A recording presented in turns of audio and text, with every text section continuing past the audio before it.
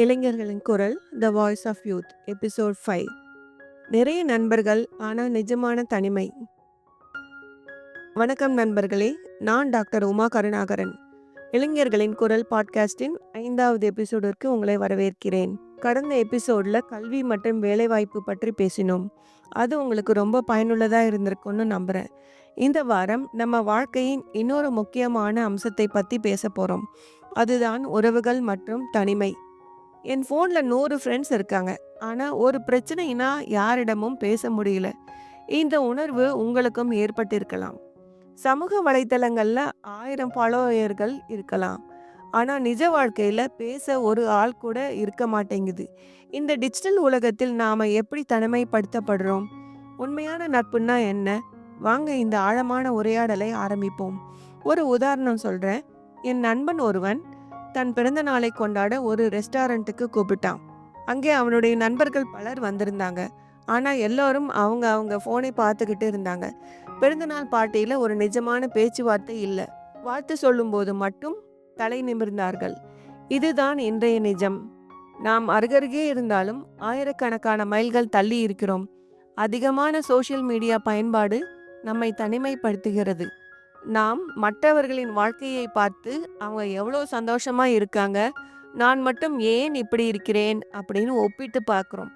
இது நம் மனசுக்குள்ளேயே ஒரு தனி உலகத்தை உருவாக்கி உண்மையான உறவுகளை தேட விடாமல் பண்ணுது. மேலும் தனிமை என்பது ஒரு தவறான விஷயம் இல்லை. அது நம்மை பற்றி நாமளே தெரிஞ்சுக்க ஒரு வாய்ப்பு. ஆனால் நாம் அதை தப்பான கண்ணோட்டத்தில் பார்க்குறோம். தனிமையாக இருப்பது மன அழுத்தத்தின் அறிகுறி என்று தவறாக நினைக்கிறோம். சரி, அந்த சவால்களை நாம் எப்படி எதிர்கொள்வது? முதலாவது, ஃபோனை தனியாக எடுத்து வச்சுட்டு நிஜமான உறவுகளுக்கு முக்கியத்துவம் கொடுங்க. ஒரு காஃபி ஷாப் போனால் ஃபோனை பார்க்காம உங்கள் நண்பர் கூட சிரித்து பேசுங்க. வீட்டுக்கு வந்தால் டிவியை ஆஃப் பண்ணி உங்கள் குடும்பத்தோட பேசுங்க. இந்த சின்ன சின்ன விஷயங்கள் தான் உறவுகளுக்கு ஒரு உயிர் கொடுக்கும். இரண்டாவது, உங்கள் ஃப்ரெண்டு சர்க்கிளை சின்னதாக வச்சுக்கோங்க. நிறைய பேர் கூட பழகிறதை விட சில நல்ல நண்பர்கள் கூட பழகிறது ரொம்பவும் முக்கியம். ஒரு நண்பர்னா நம்ம சோகத்திலையும் சந்தோஷத்திலையும் கூட இருக்கணும். உங்கள் மனசில் இருக்கிற கஷ்டங்களை எந்த தயக்கமும் இல்லாமல் ஒருவரிடம் சொல்கிறதுக்கு ஒரு நல்ல நண்பன் தேவை. அந்த மாதிரியான நட்புகளை வளர்த்துக்கோங்க. மூன்றாவது, உங்களுக்கே நேரம் ஒதுக்குங்க. தனிமையாக இருந்தால் அதை பயனுள்ளதாக மாற்றுங்க. ஒரு புக்கை படிங்க, ஒரு புது ஹேண்டிகிராஃப்ட் கற்றுக்கோங்க, இல்லைன்னா அமைதியாக ஒரு பாட்டை கேளுங்க. தனிமை என்பது பயப்பட வேண்டிய விஷயம் இல்லை. அது நம்மளை நாமே புதுப்பிச்சுக்க ஒரு வாய்ப்பு. நண்பர்களே, 1000 ஆன்லைன் ஃப்ரெண்ட்ஸை விட நம்முடன் நிஜமாகவே பேசும் ஒரு நண்பன் போதும்.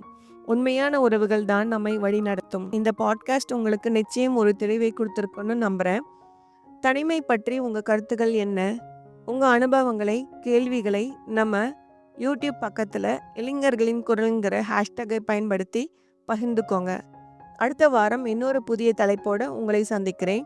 அதுவரை உங்களிடமிருந்து விடைபெறுவது டாக்டர் உமா கருணாகரன்.